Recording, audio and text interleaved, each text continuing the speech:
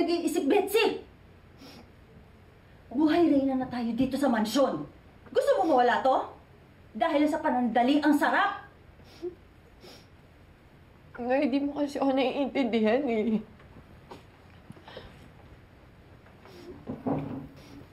Ako ang hindi mo naiintindihan.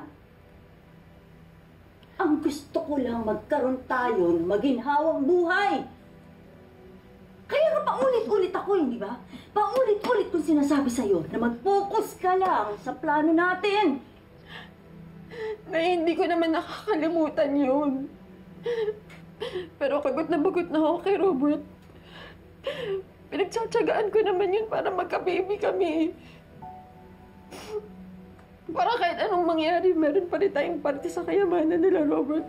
Sa pamamagitan ng baby namin. Pero pagkasama ko si Gerald, sa kanya ko nararamdaman na siya lang yung nakakaintindi sa pinagdadaanan ko. Siya lang yung nakakakita sa akin, hindi lang bilang trophy, kundi bilang isang babae. Pinanamdam niya sa akin ulit na buhay pa pala ako.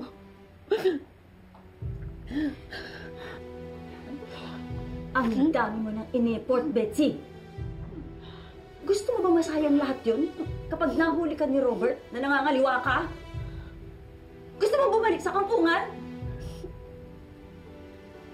Dahil lang sa kakatihan mo?